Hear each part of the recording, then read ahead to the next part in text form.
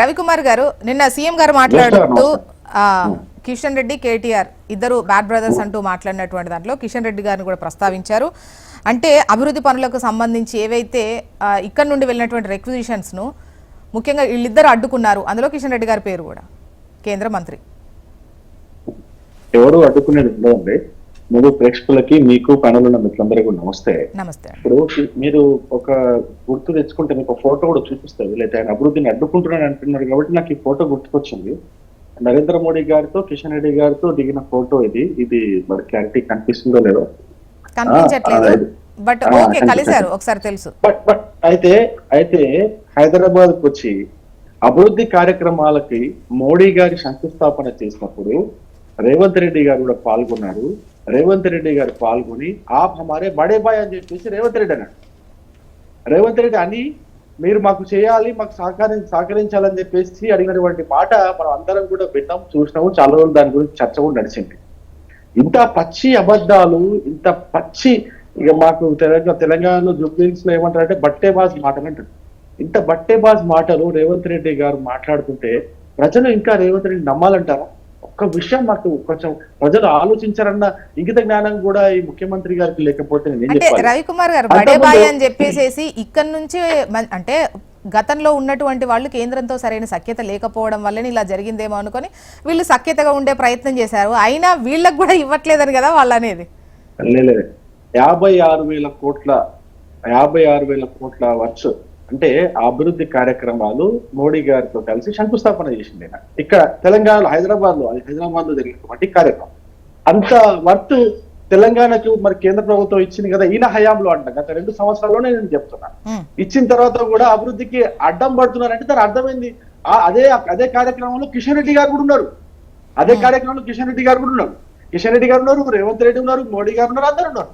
అరే ఇంత పచ్చిగా ఇంత దారుణంగా మాట్లాడుతుంటే తెలంగాణ ప్రజలు మరి కనీసము ఇప్పుడు ఆయనకు తిట్టుకుంటారన్న కనీసం ఇంకిత జ్ఞానం లేకపోతే సరే ఆయన విజ్ఞతగా వదిలేస్తున్నాను. 56,000 కోట్ల రూపాయలు ఆ ప్రోగ్రామ్ సంబంధించిన వర్తే ఇంకా 75,000 కోట్ల రూపాయల వర్క్స్ తెలంగాణలో కేంద్ర ప్రభుత్వం తరఫున పనులు నడుస్తా ఉన్నాయి. అది రైల్వే లైన్ కి సంబంధించి కావచ్చు, ట్రిబుల్ ఆర్ కి సంబంధించింది కావచ్చు, ఇంకా మిగతా వాటికి ఇచ్చినటువంటి ఇది ఓన్లీ డెవలప్మెంట్ వర్క్స్ అంటున్నాడు ఆయన. ఎందుకు సంక్షేమం గురించి మాట్లాడలేదు?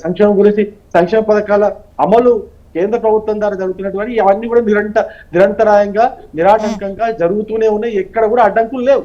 అది మేము ఇస్తున్నటువంటి రైతు భరోసా సంబంధించిన కిసాన్ సమ్మాన్ నిధి నిధులు కావచ్చు, అదేవిధంగా ఆవాస్ యోజన కింద రాష్ట్రాలకు ఇస్తున్నటువంటి 1,20,000 రూరల్ ప్రాంతాల్లో 1,50,000 మన 1,50,000 అర్బన్ ప్రాంతాల్లో ఇది ఇస్తూనే ఉన్నాం. అది కూడా ఆగట్లేదు. వీళ్ళు ఆపింది ఏమండి సెంట్రల్ గవర్నమెంట్ ఇస్తున్నటువంటి ఆరోగ్యశ్రీ అంటే ఆయుష్మాన్ భారత్ ని కలుపుకొని ఆరోగ్యశ్రీ 10 లక్షలు ఇస్తా అని చెప్పేసి ఇదే ముఖ్యమంత్రి అన్నాడు. ఆ పథకం ఎక్కడన్నా ఏదైనా హాస్పిటల్లో అమలు అవుతుందో ఒక్కసారి అడగండి కాంగ్రెస్ మిత్రులు ఉంటే. ఎక్కడ అమలు అవుతుంది? కేవలము ఈ యొక్క ఆయుష్మాన్ పథకాన్ని అమలు చేయనటువంటి ముఖ్యమంత్రి ఈ యొక్క ఇప్పుడు కేంద్రము రాష్ట్రానికి సహకరిస్తున్నట్ట, రాష్ట్రము కేంద్రానికి సహకరిస్తున్నట్ట లేదు. నేను ఈ విధంగా చెప్తా, దాన్ని ఈ విధంగా పోర్ట్రే చేస్తా. కేంద్ర పథకాలకి రాష్ట్రం అసలు సహకరిస్తున్నట్ట, కేంద్ర ప్రభుత్వం అమలు చేస్తున్నటువంటి పథకాలను రాష్ట్రం తీసుకుంటున్నట్ట. ఎందుకు ఆరోగ్యశ్రీ అమలు అవ్వట్లేదు? ఎందుకు ఆసుపత్రులన్నీ కూడా చాలా స్పష్టంగా చెప్పేసి ఆరోగ్యశ్రీని బంద్ పెడుతున్నాం అని చెప్పేసి పోయిన 6వ తారీఖు ప్రకటించినాయి. అప్పటి నుంచి ఇంతవరకు ఏ హాస్పిటల్ దగ్గర కూడా చర్చలు చేయలేదు. ఏ హాస్పిటల్కి ఉన్నటువంటి బిల్లును కూడా ఇంతవరకు క్లియర్ చేయలేదు. ఎందుకు చేయట్లేదు? ఇది ఒక ఉదాహరణ మాత్రమే చెప్తున్నాను నేను. ఆయుష్మాన్ భారత్ ఆరోగ్యశ్రీని కంబైన్ చేసి 10 లక్షలు చేస్తామని చెప్పిన ఇదే ముఖ్యమంత్రి ఏ మొహం పెట్టుకొని కేంద్ర ప్రభుత్వం సహకరించట్లేదు అని చెప్పేసి ఆరోగ్యశ్రీ నిధులు విడుదల చేయండి. మీరు ఆరోగ్యశ్రీ నిధులు విడుదల చేయండి. మీరు నిధులు విడుదల చేస్తే అప్పుడు మీరు చెప్పండి. తెలంగాణకు పట్టిన శని మీరు తయారయ్యారు. తెలంగాణకు పట్టిన శని లాగా ఈ ముఖ్యమంత్రి రేవంత్ రెడ్డి తయారైందంటే పేదవాళ్ళు గరీబోళ్ళు ఆ వైద్యం కోసం ఆసుపత్రికి పోతే అక్కడ ఆరోగ్యశ్రీ పని చేయకపోతే వాళ్ళు అప్పులు తెచ్చి అధిక వడ్డీలకు అప్పులు తీసుకొచ్చి మెల్లో పుస్తకాలు అమ్ముకొని ఇల్లు అమ్ముకొని అప్పుల పాలై వైద్యం చేయించుకుంటున్నారు. ఈ ఒక్క పని చేయండి చాలు. గరీబోళ్ళు ఆరోగ్యశ్రీ అమలు అవ్వట్లేదు అంటున్నారా? రాజు ఆరోగ్యశ్రీ ఎక్కడ అమలు అవుతుంది నాకు చెప్పండి. ఒక్క నిమిషం తప్ప ఎక్కడ అమలు అవుతుంది ఆరోగ్యశ్రీ పథకం అని చెప్పండి. చాలా స్పష్టంగా ప్రైవేట్ హాస్పిటల్స్ అన్ని కూడా చాలా స్పష్టంగా మీడియా సమావేశం పెట్టి మేము ఆరోగ్యశ్రీ అమలు చేయమని చెప్పేసి మా బాకీలన్నీ క్లియర్ చేసేంత వరకు మేము అమలు చేయం. అరే చాలా నేను మీకు ఇంకో విషయం తెలిసి ఫీజు రియంబర్స్మెంట్ గురించి శుభప్రద పటేల్ గారు మాట్లాడినారు. ఆ ఫీజు రియంబర్స్మెంట్ ఎందుకు అమలు చేయట్లేదు చెప్పండి. కనీసం 8,000 కోట్ల రూపాయలు బకాయిలు ఉన్నాయి కదా. ఎవరు తెలంగాణ ప్రజల యొక్క ప్రగతిని అడ్డుకుంటున్నది? ఎవరు? ప్రజాపాలన పేరుతో తెలంగాణ ప్రజల్ని మోసం చేస్తుంది ఈ రేవంత్ రెడ్డి కదండి. ఈ రేవంత్ రెడ్డి ప్రభుత్వం కదండి, కాంగ్రెస్ ప్రభుత్వం కదండి. ఇంకా ఈ కాంగ్రెస్ ప్రభుత్వం ఏ మొహం పెట్టుకొని జుబ్లీహిల్స్ కి వచ్చి ఓట్లు అడుగుతారని చెప్పేసి నేను ప్రశ్నిస్తున్నా. ఇప్పుడు వాళ్ళు అభివృద్ధికి సంబంధించి అడ్డుపడుతుందని మిమ్మల్ని అన్నప్పుడు ముఖ్యంగా ఇక్కడ వర్గాలకు సంబంధించి పెద్ద ఎత్తున బీజేపీ ఎత్తుకుంటోంది, హిందూ ముస్లిం అన్న లెక్కలు తీస్తోంది. ఒకవేళ మీకు డిపాజిట్ కనుక రాకపోతే హిందువులు మీ ఖాతాలో లేరు అంటే మీ వైపు లేరు అని మీరు ఒప్పుకున్నట్టేనా అని చెప్పి సవాల్ విసిరారు.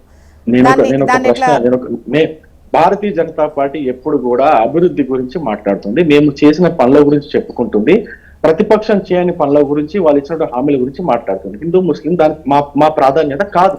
హిందూ ముస్లిం అనేది మా ప్రాధాన్యత ఎప్పటికీ కాదు. గుర్తుపెట్టుకోండి, నరేంద్ర మోడీ గారి దగ్గర నుంచి మా నాయకులు ఎవరు కూడా వాళ్ళ ప్రాధాన్యత అది కానే కాదు. నేను ఒక విషయం చెప్తున్నా, జుబ్లీహిల్స్ ఎలక్షన్ లో హిందూ ముస్లిం తీసుకొచ్చింది ఎవరు?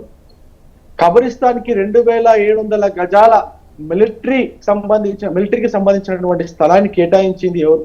ఆ జీవో ఇచ్చింది ఎవరు? అది ఆ జీవో తప్పని చెప్పేసి మిలిటరీ వాళ్ళు పోయి ఆ స్థలాన్ని వాళ్ళ అధీనంలో తీసుకున్నది నిజమా కాదా? ఎవరు హిందూ ముస్లిం స్టార్ట్ చేసింది? నేను ఇంకొక విషయం చెప్తా, అజారుద్దీన్ కి మంత్రి పదవి ఇచ్చి హిందూ ముస్లిం స్టార్ట్ చేసింది ఎవరు? ఆప్ హమారే ఇజ్జత్ హై, ముస్లింస్ అంట కాంగ్రెస్ పార్టీకి ఇజ్జత్ అంట, మరి హిందువులు కాదా? మిగతా వర్గాలు మరి కాంగ్రెస్ పార్టీకి ఇజ్జత్ కాదా? కాంగ్రెస్ పార్టీ ఈ దేశాన్ని 60 ఏళ్లు పాలించింది. ఎవరు ఓట్ల ద్వారా కాంగ్రెస్ పార్టీ ఈ దేశాన్ని 60 ఏళ్లు పాలించగలిగింది? వాళ్ళందరూ కాంగ్రెస్ పార్టీకి ఇజ్జత్ కదా, కేవలం ముస్లింలే ఇజ్జత? ఎవరు మాట్లాడిరండి? హిందూ ముస్లిం ఎవరు మాట్లాడారు? ఈ ముఖ్యమంత్రి కదా. ఈ ముఖ్యమంత్రి దగ్గర విషయం లేక కదా, ఏం మాట్లాడాలో విషయం లేక కదా తను ఇచ్చిన హామీలు అమలు చేయలేకపోయినాడు. కేంద్ర ప్రభుత్వం ద్వారా వస్తున్నటువంటి నిధులను సద్వినియోగం చేసుకోలేకపోయినాడు. అదేవిధంగా కేంద్ర ప్రభుత్వం యొక్క పథకాలను కూడా తను సద్వినియోగం చేసుకోలేకపోయినాడు. ఏమీ చేసుకోలేక ఏమీ చెప్పుకోలేక జుబ్లీహిల్స్ కి వచ్చేసి హిందూ ముస్లిం లేపింది ఈయననే. నేను ఇంకో విషయం కూడా చెప్తున్నా, ఈ కాంగ్రెస్ పార్టీ చేస్తున్నటువంటి వాళ్ళని బీఆర్ఎస్ పార్టీ కూడా పడింది.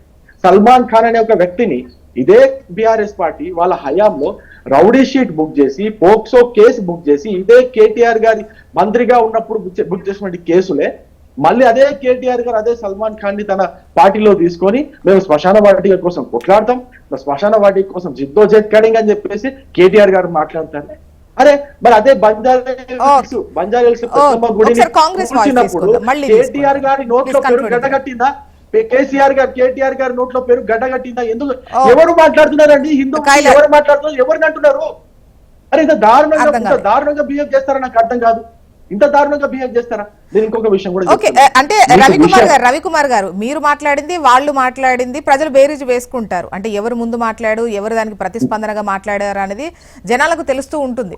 అయితే ఒకసారి మళ్ళీ మీ వాయిస్ డెఫినెట్